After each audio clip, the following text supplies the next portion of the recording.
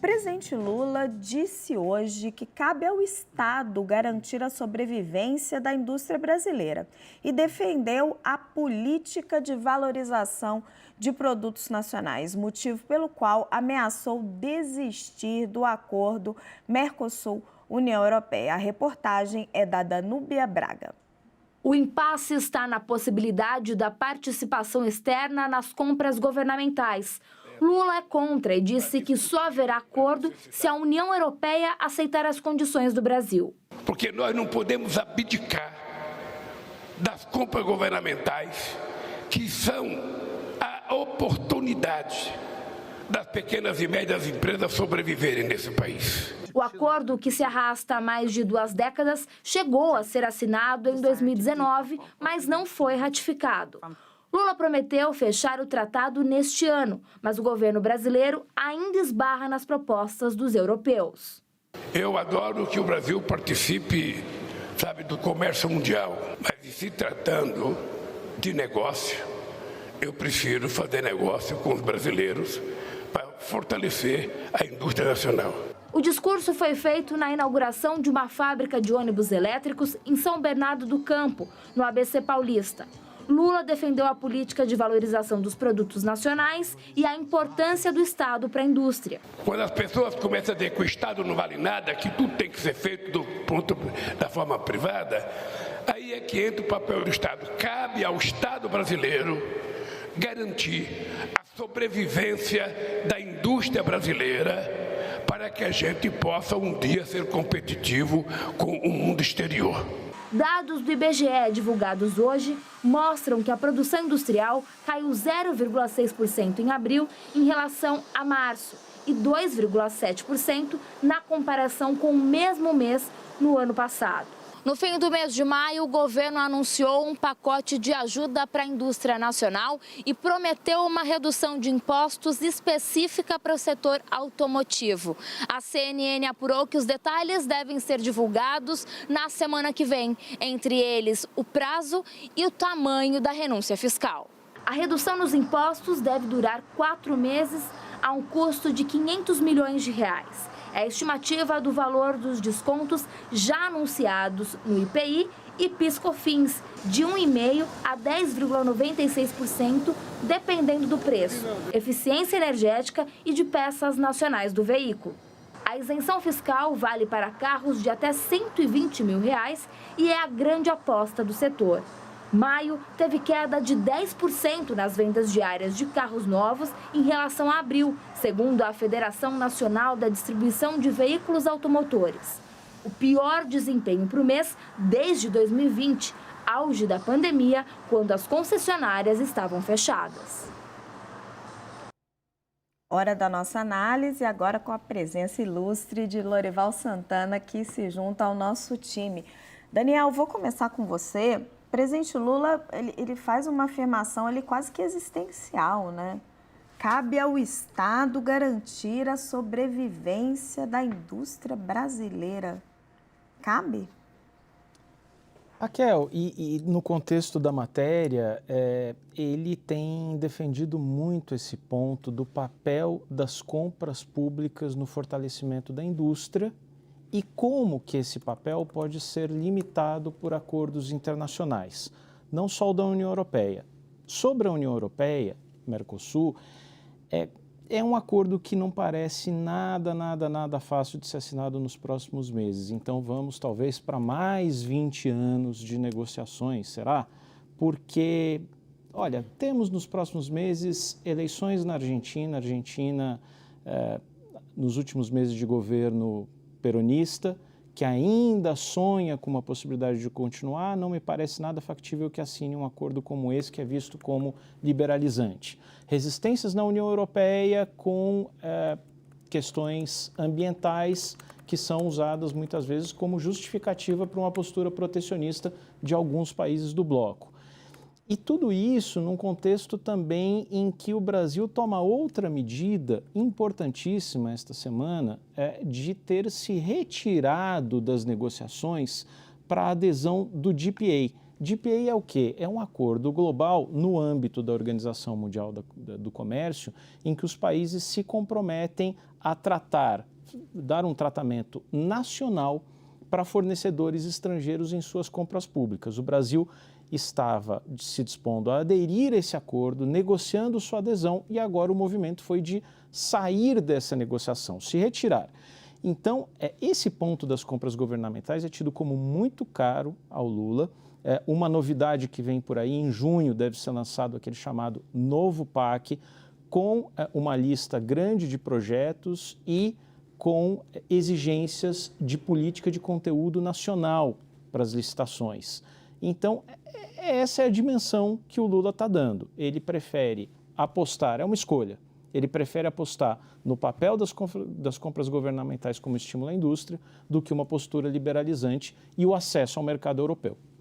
É uma escolha olhando para o passado, né? Porque o papel do Estado é garantir uma isonomia, é olhar da porta para fora da indústria, é resolver o problema do custo do Brasil. Agora, dar subsídio para garantir a competitividade dentro da indústria e você favorecer a indústria nacional com compras governamentais é dar subsídio com o dinheiro do contribuinte? Bem, isso aí não é papel do Estado, mas eu queria ouvir a sua avaliação, Lorival.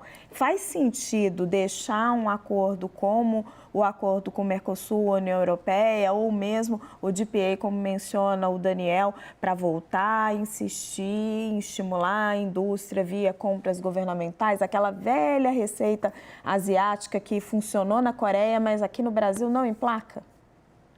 É que na Coreia era um programa que incluía um desenvolvimento da educação, né, na Coreia do Sul, um forte incentivo, estímulo, investimento na educação para conseguir obter avanço tecnológico, né, e ao mesmo tempo em que era paulatinamente criado um melhor ambiente de negócio. Aqui isso vem sendo tentado pelo menos desde a ditadura militar, né, a substituição de importações, né. E eu conversei hoje com um funcionário da União Europeia, ele falou, olha, compras governamentais é uma questão fechada desde 2019. Ele falou, é muito complicado reabrir, né? E aí você entende, né, por que o presidente Lula compartilha com o Vladimir Putin a saudade da União Soviética, por que ele torce pela prosperidade da China e torce contra a prosperidade dos Estados Unidos, porque a prosperidade americana e europeia prova que o capitalismo funciona melhor do que o estatismo, né? E o presidente Lula é favorável ao estatismo. Então, isso tem repercussões, essa visão de mundo dele, não só econômicas, mas geopolíticas também. E no Brasil, a gente só está respirando ainda porque existe o agronegócio, por isso que a gente ainda tem dólar, senão a gente estaria igual à Argentina. E o agronegócio só é competitivo porque, no início dos anos 90, o então presidente Fernando Collor abriu de forma abrupta, violenta, sem negociação, sem contrapartida o agronegócio. Foi feio, foi sangrento, foi darwinista, mas aqueles que sobreviveram se tornaram altamente competitivos. Então, o presidente Lula retira mais uma vez o incentivo da indústria brasileira de se tornar competitiva e o incentivo do Brasil de fazer a reforma tributária, de melhorar o ambiente de negócio, coloca ali uma proteção e tudo continua como antes. Agora, Cristiano, o Lorival fez essa analogia, né, com a posição internacional do Brasil. Quais são as movimentações de política interna que levam o Lula para esse caminho?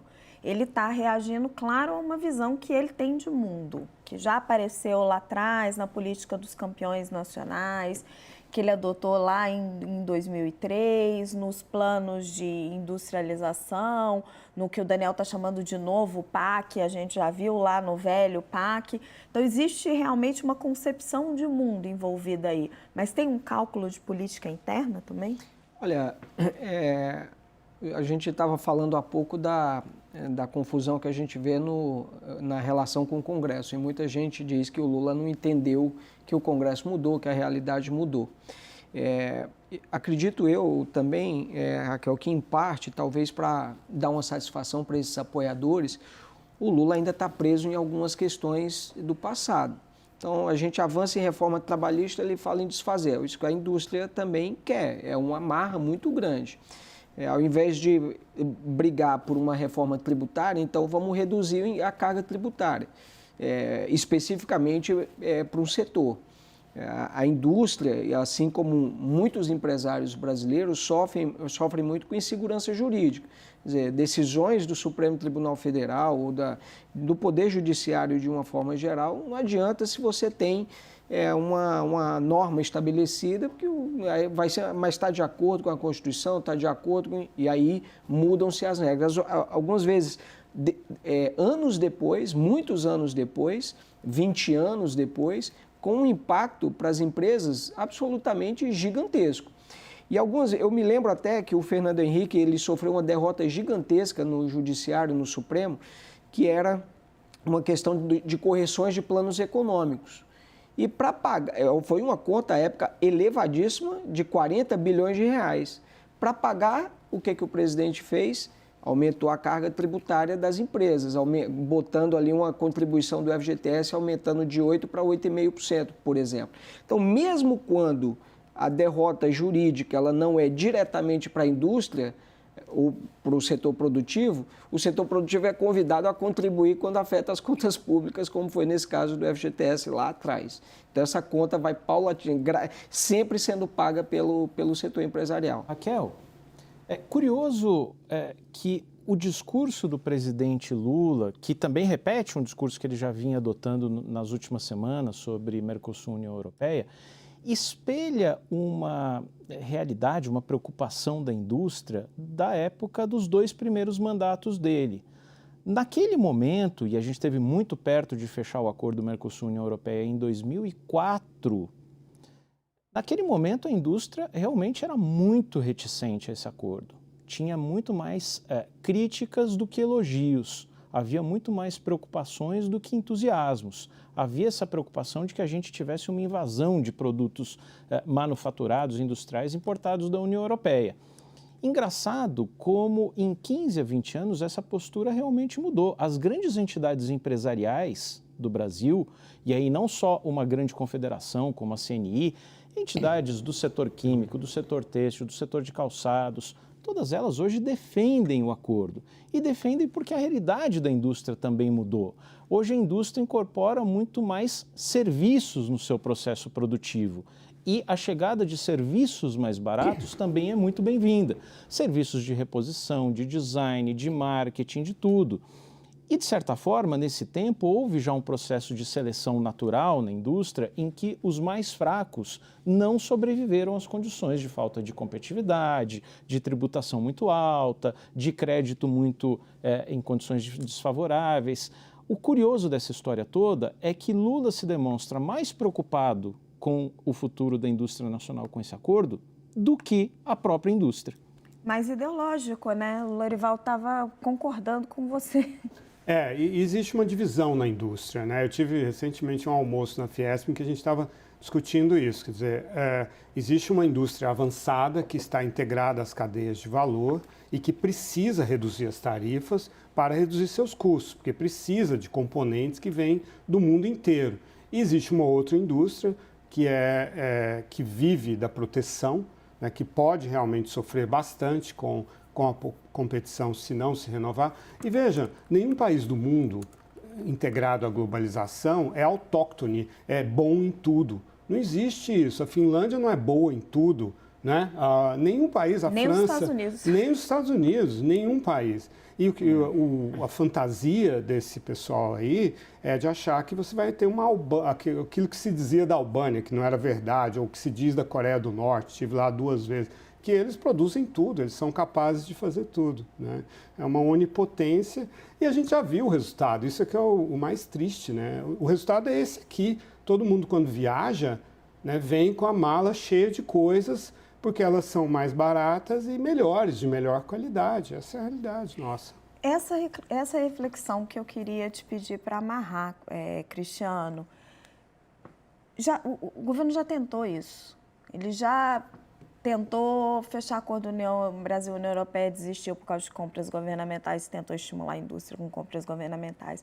Ele já fez programas de estímulo ao carro popular. Aí a gente está vendo o esforço do ministro Fernando Haddad para diminuir o programa no tempo e o custo, o máximo que ele pode. Ele já tentou todas essas ideias. Como é que o Congresso Nacional olha para tudo isso, quando ele vê o presidente repetindo as mesmas ideias? O Congresso, ele resiste em determinadas situações, mas ele não consegue resistir em todas. Ele não consegue, até porque a gente sabe que o Poder Executivo perdeu o poder, mas o Poder Executivo ainda é muito forte. Veja, eu cito o exemplo, Raquel, existia, por exemplo, existe uma coisa chamada normas regulamentadoras. O Ministério do Trabalho soltava uma série de normas, fazendo uma série de exigências para a indústria, por exemplo, aumentando o custo. Isso não compete ao Congresso Nacional legislar. Decisões que o presidente faz eventualmente para dar estímulo não compete, né? Ou o Congresso vai levar tempo para reagir a tudo isso.